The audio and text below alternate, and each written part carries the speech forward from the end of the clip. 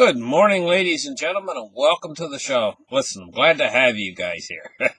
Today is Wednesday, the 25th of November, 2020. And let's get started. Let's open up the charts right here.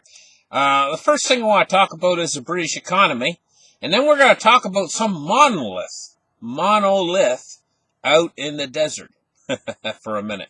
But we're going to talk about the British economy. You know, the British economy has shrunk the most it's ever shrunk in 300 years. You know, they're not alone. They're not the only economy out there that's shrinking. Oh, the whole world economy is shrinking in the United States, Canada, Australia, every country, the economy is sinking. We are in this is not a recession. This is a depression. A worldwide depression. And if it weren't for the central banks printing, you know, I just saw this morning down in the United States, big long lineups everywhere for these food banks, you know. Quite seriously, people don't have, I mean, we're talking about millions of people now. They have food insecurity and they don't know where they're going to get their next meal. So these food banks have been sort of keeping up with it to a certain degree. You're giving them 80 pounds of or 90 pounds of food when they come in through the lineup, you know. But this is going to run out in January. Just 1 month away. You know, okay, New Year's, everybody, hey, New Year, everything. No more food. They're going to run out for these food banks and stuff, unless they extend these programs and stuff. And they possibly could extend these programs, but this is not really a solution to this problem of food insecurity in the United States caused by this pandemic. So we got that to look at, but now we're going to look at this monolith for a minute. It's been in all the news, you know, and nobody knows what it is. It's out in the middle of the desert. They found this monolith, and you know, I know it doesn't look real big in this photo, but really, guys, this thing is really tall and big. If a person was standing next to this for scale, they'd only come up about halfway up it, or so. You know, it's 3.5 meters tall. That's like, what is that? Like 15 feet or something? You know, it's tall. You need a ladder to get up on top of it. You know, and so it's mysterious.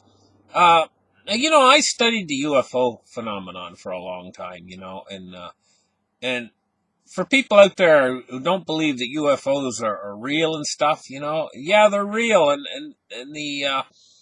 but is this something from a UFO? That's the thing, you know.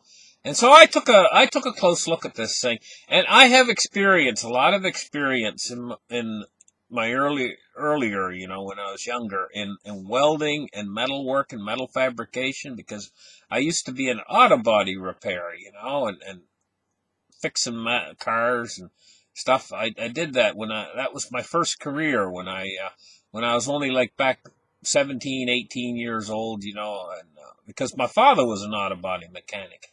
And so I got into metal fabrication and everything like that, you know. And to create something like this, you would need really good metalworking skills, you know. But the thing is, it's not that simple to create something that's this smooth and this shiny and shiny metal like that without leaving a lot of. You'd have to make a frame first off, and then you'd have to weld the plates on the frame, you know, spot welds and stuff. So that's what I was looking for on this thing, and I'll tell you what, let's take a close look in here. Let's take a really close look, and in this photo you can get right in close and see. Now, you know what I'm seeing on this thing here? I'm seeing these spots that look like spot welds. I see 4 of them here in this photo when I zoom in, you know. They look like spot welds, and it looks like they've filled them with auto body filler and sanded them down. That's what it looks like to me. And so I think they did a really good job and everything. I think they've used burnished aluminum. And I'll tell you what I think. I think this thing's man-made. But I think they probably had to carry it out into the desert, and it probably weighed like 200 or 300 pounds. So there's probably more than one person involved in this. I'm not going to really call this a hoax. Maybe call it a piece of art or something like that. But, I don't really think this is connected to the UFO phenomenon or anything like that.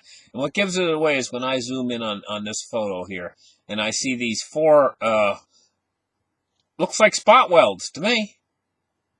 What do you guys think? Those obviously clear in the photo, these four spots here on this thing.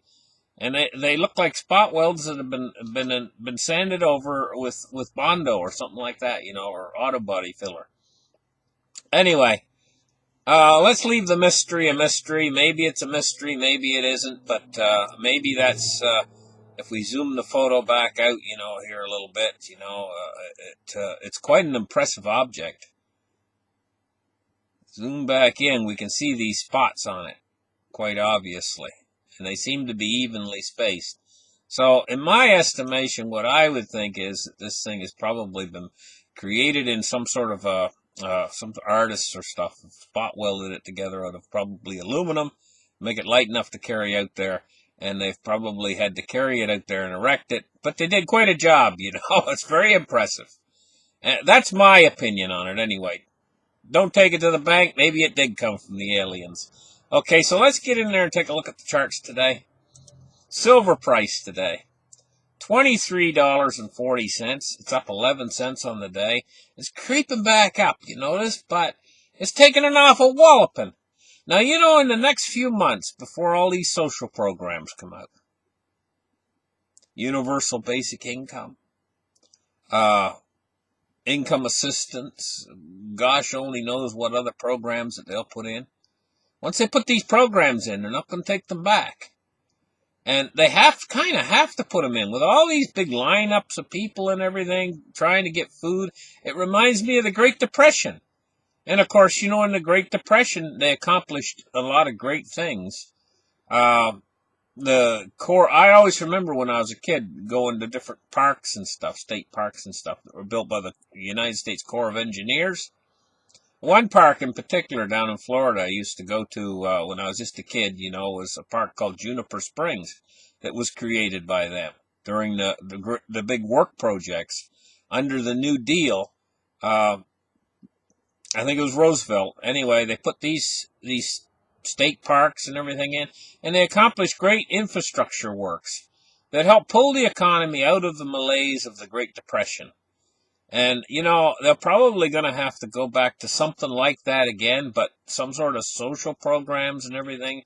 Once they get them all in place, then they don't pull them back, and this is going to be an effect of stimulating the weak part of the economy that's suffering right now. But the other part of the economy, once this pandemic's gone, is probably going to start to fire back somewhat too. And then once the relief comes to the banking structure out there, and they see, hey, things are starting to look better, things are starting to pick up, everything's looking a bit more rosy, maybe by next summer or next fall, they're going to start lending again. And they'll probably lower the lending standards again. And then what we'll see is money flowing from the banking system in the form of new loans for new businesses and stuff that want to start up and everything. So, yeah, I'm forecasting an economic recovery, but that economic recovery is going to come at a huge cost because it's going to start the ball rolling for the hyperinflation. Cryptocurrencies today, 582 billion. Cryptocurrency, we forgot to do gold. I'm sorry, guys.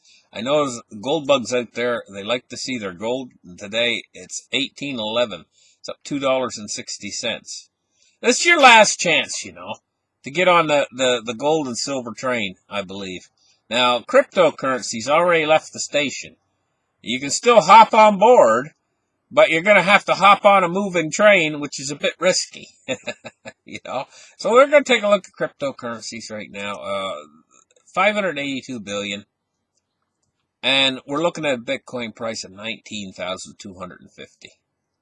XRP is 71 cents. It's really done really well, XRP. Surprises me.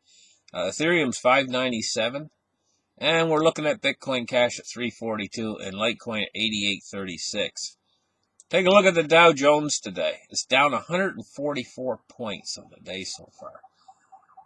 I think all the steam's come out of the Dow Jones now. It could collapse. Let's take a look now at crude oil, 45.40, and we're looking at a price that's moving upwards. It's been moving upwards. It's jumped about $5 over the 40 mark where it was holding for the longest period of time. If we go out and take a look at the 1 year, you can see this. We're going along around 40 for the longest period of time, and just now it's starting to hop up. The crude price is. Move index today, it's a dropping move index. It's dropped 1.53% at 42.38. Bonds and rates, we're looking at falling bond yields. 1.8 basis points on the 10-year at 0.86, and the U.S. 30-year is at 1.59. Okay, now the dollar index, 92.05. And the dollar's going along steady. Thank you guys for listening to my show. Like and subscribe. I'll tell you, I think I've solved the monolith thing. Of course, that's what I thought all along, because I'm going to tell you, if aliens were to do something, it probably wouldn't be to imitate the movie 2001: A Space Odyssey. Okay? Conceptually, that's something that humans would think of doing to imitate aliens, and that's the first thing that come to mind to me, If aliens were really going to do something, it would probably be something very unexpected, something really weird that maybe that would even go unnoticed. We'll catch you guys on the next show. Bye-bye.